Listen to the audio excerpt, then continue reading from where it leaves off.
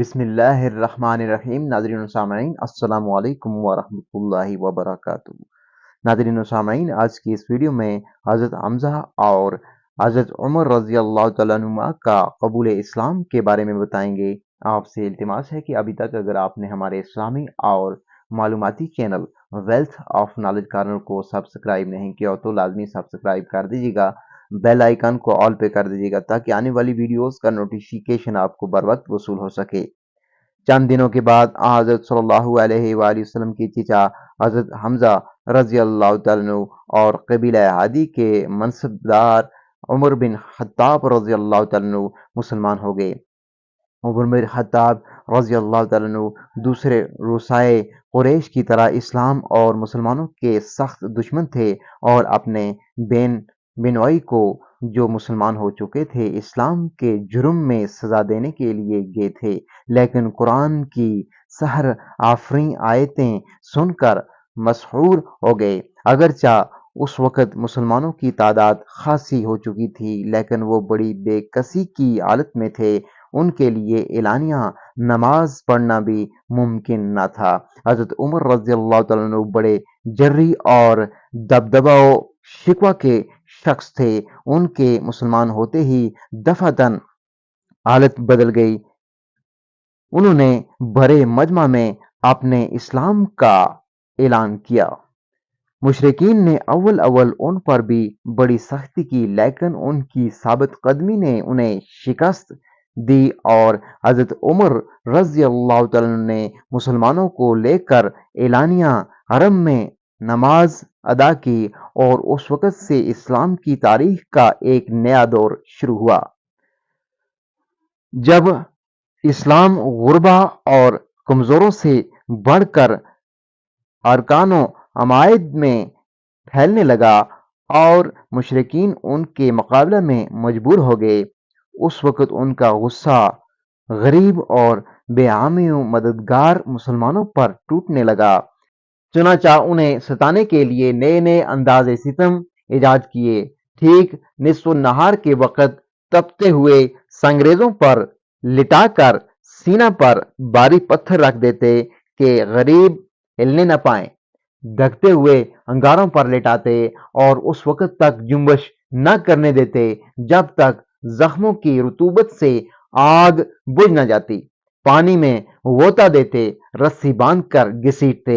حضرت بلال، حباب، عمار اور شعیب رضی اللہ تعالیٰ عنہ وغیرہ اس ستم رسیدہ جماعت کے سرگروا تھے۔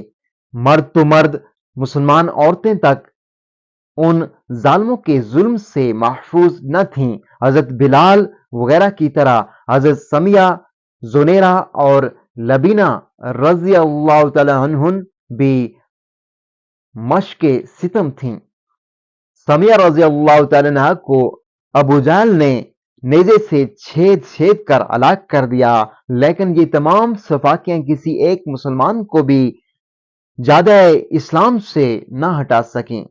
جب مشرکین کی ستم رانیاں حد سے سوا ہو گئیں اور ارض حرم میں جہاں جانوروں تک کو ستانے کی ممانعت ہے مسلمانوں کے لیے سانس لینے کی گنجائش باقی نہ رہی، اس وقت حضرت صلی اللہ علیہ وآلہ وسلم نے ان کو ارض حبشہ جو ان کے لیے مانوس مقام تھا چلے جانے کا حکم دیا۔ اس حکم پر 5 نبوی بعثت میں 11 مردوں اور 4 عورتوں کا مختصر قافلہ حبشہ روانہ ہو گیا۔ قریش کو خبر ہوئی تو انہوں نے بندرگاہ تک تعاقب کیا لیکن مسلمان روانہ ہو چکے تھے۔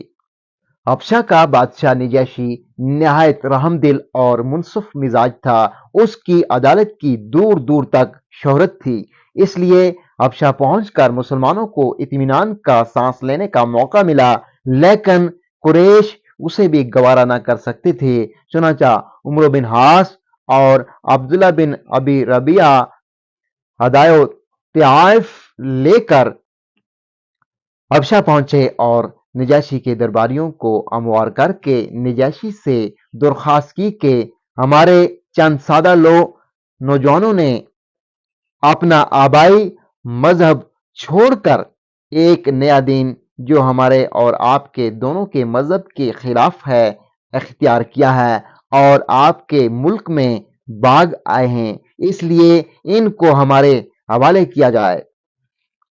अमराए दरबार ने भी तायद की। नजाशी ने 9 वारिद मुसलमानों को बुलाकर उनसे पूछा, तुमने वो कौन सा दीन ईजाद किया है जो बुत परस्ती और नुसरानियत दोनों के खिलाफ है?